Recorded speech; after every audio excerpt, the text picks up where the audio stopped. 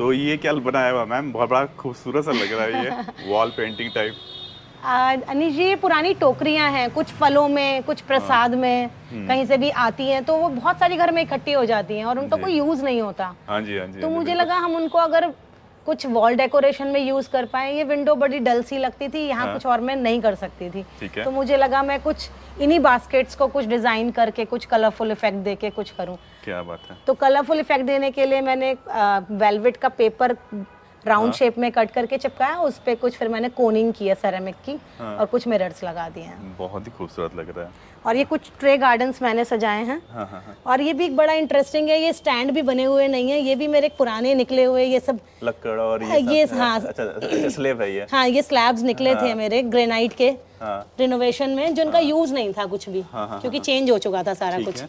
तो मैंने वो ईंटों के पिलर्स खड़े करके उन्हीं से ये स्टैंड बना दिया। क्या बात है। और उन पे मैंने ये अपने ट्रे गार्डन्स रखे हैं। ये जेड का ट्रे गार्डन है, ये काफ़ी एज्ड प्लांट है, 5-6 साल पुराना होगा। तो उसी को मैंने वायर के ऊपर सेट किया है और इसमें ये झूला झूलते हुए एक डॉल ये मैंने ऐसे लगाई है। बहुत ही खूबसूरत। ये ऐसे ही तैयार किया है। ट्री गार्डन आपने बहुत सारे क्रिएट कर दिए आपने। ये एक थीम है, ये हमारा जो डायमंड ज्वेलरी का शोरूम है उसके एंट्रेंस पे रखते हैं हम इसको। कि जैसे कि एक सेल्स गर्ल है, वो दिखा रही है रिंग, उस फॉर्म में मैंने, मतलब मैं कोशिश करती हूँ कस्टमाइज बिल्कुल उसी के अकॉर्डिंग मैं तैयार करूँ। जिसको गिफ्ट देना है उनके अकॉर्डिंग, कोई डॉक्टर हैं तो उनके अकॉर्डिंग मैं यही गिफ्ट करती हूँ। मैं आजकल ग्रीन गिफ्ट प्रमोट कर रही हूँ कि लोगों को कि आप प्लास्टिक गिफ्ट्स मत खरीदिए, आप ग्रीन गिफ्ट दीजिए। मतलब आप पॉट्स में प्लांट्स लगा के लोगों को देना ज्यादा पसंद करेंगे। मैं ट्रे गार्डन्स इस समय सबको गिफ्ट करती हूँ, कहीं भी जाती हूँ तो मैं ट्रे गार्डन के साथ ही जाती हूँ। क्या बात। मतलब इतने छोटे से 2-4 इंच के बाउल में भी मैं कोशिश करती हूँ कि मैं कुछ क्रिएट कर पाऊँ और वो कुछ थीम बोले अपने मुंह से। क्या बात है। ऐसे ही नहीं कि जबरदस्ती सब भर दिया और बस लगा दिया। सारा थीम बेस्ड ही ट्री गार्डनिंग होता है और आपने वही किया हुआ है, यही दिख रहा है यहाँ पे।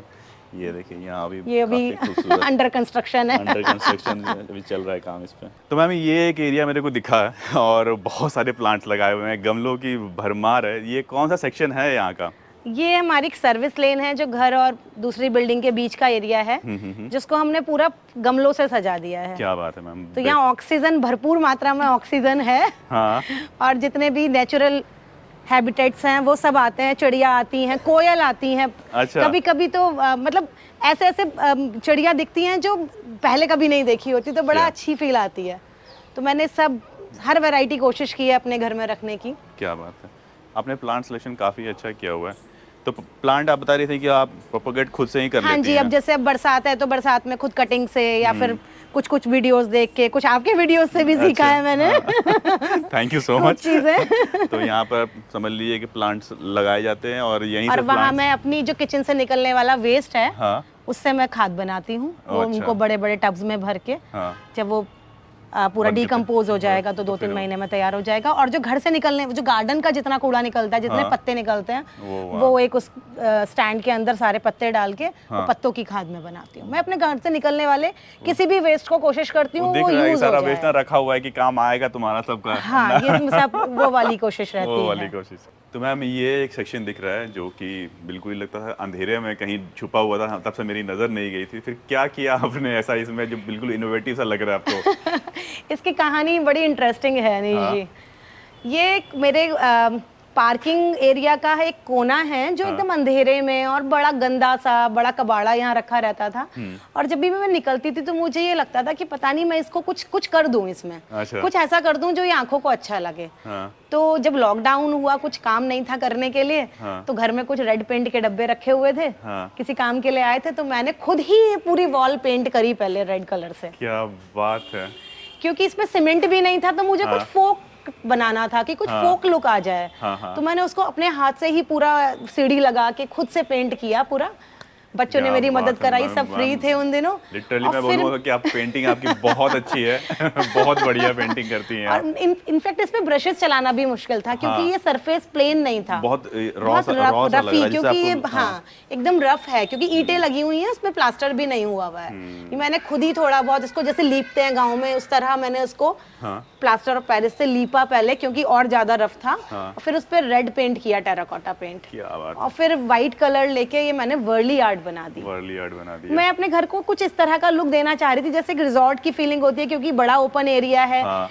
घर छोटे से एरिया में हो, गार्डन बड़ा सा हो, हर एक कोना इतना सुंदर सजा हो कि आप जहां मन चाहे वहां बैठ के चाय पी लें।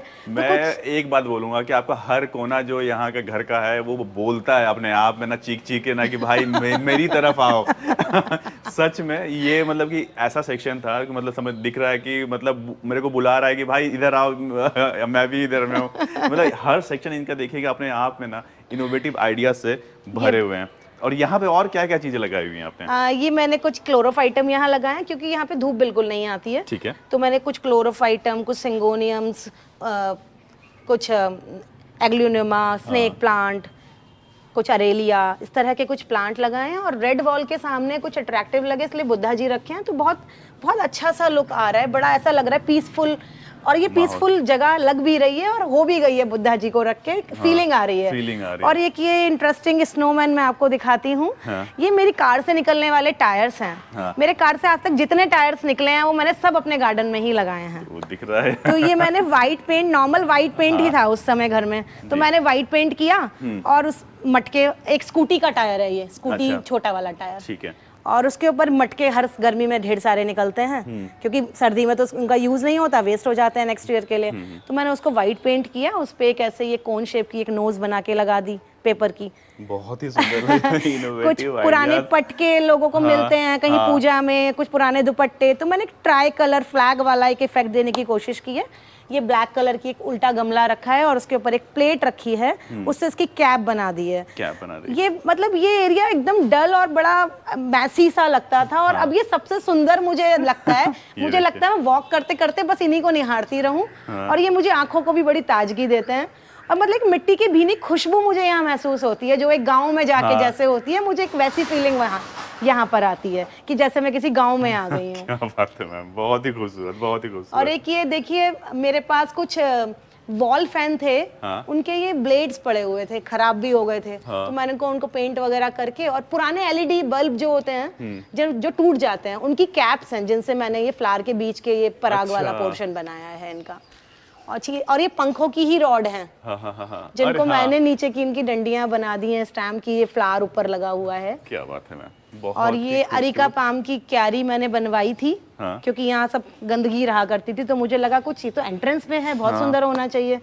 उसके नीचे मैंने कुछ रेविश पाम लगाए हैं, उसके नीचे मैंने कुछ सिंगोनियम्स लगाए हैं। तो पूरे फैन वहां तक मैंने अपने घर के ट्रैश को पूरा यूटिलाइज करने की कोशिश की है आपने।